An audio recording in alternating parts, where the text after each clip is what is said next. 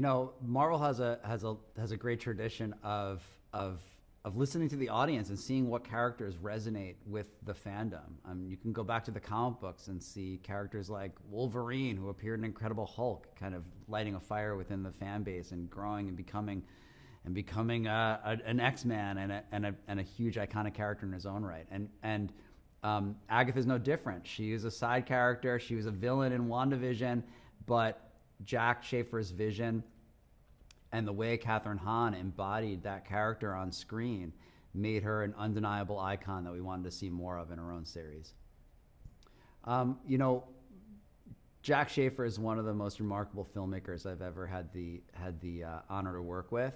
And when she becomes inspired by something, it inspires us. Her imagination is so vast and so incredible that her opening the door to us and letting us walk down that road with her was a real privilege, and her vision was so incredible for this character that we all became inspired and wanted to make the show. I would describe Agatha All Along as a fun Halloween adventure story for anyone that loves the Halloween season and is a fan of action and brave enough to maybe get a little bit scared at times. But it's also a surprisingly emotional story like you expect from a Jack Schaefer show. I mean, Kathryn Hahn took this character and really made her into an icon. And Jack surrounded her with other amazing characters and amazing actors to embody those characters in Agatha All Along. So it's so much fun to see Agatha, who really, has her own amoral way to look at the world, being challenged by all these different personality types with their own agendas and their own outlooks and their own codes of ethics that oftentimes, run contrary to her own. It's one of the greatest ensembles we've ever assembled in the MCU. These are the Avengers of witches. And this coven, the thing about the Witch's Road, which you learn over the course of the story, is that you can't just walk down the Witch's Road with any old coven. I mean, these are you have to be a well-trained, well-oiled machine where everybody can predict each other's movements like a SEAL Team 6, going down the Witch's Road. And that's not the case with this coven.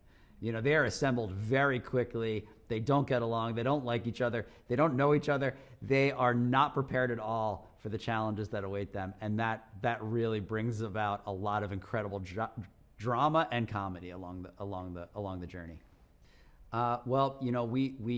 We used no green screen on this show. This is a show that embraced practical effects, practical magic. And it was really important to Jack to do this because she was trying to conjure an emotion, that we perhaps hadn't felt on screen for 30, 40 years.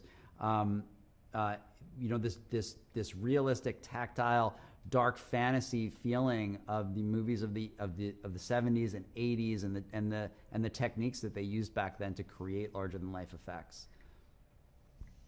The music is crucial to this series, and it's crucial not just because we were inspired by the Agatha All Along song from WandaVision, and we were so excited that the Lopez's came back to write a new song for us, but also the song itself is key to the journey of the story. It's a spell.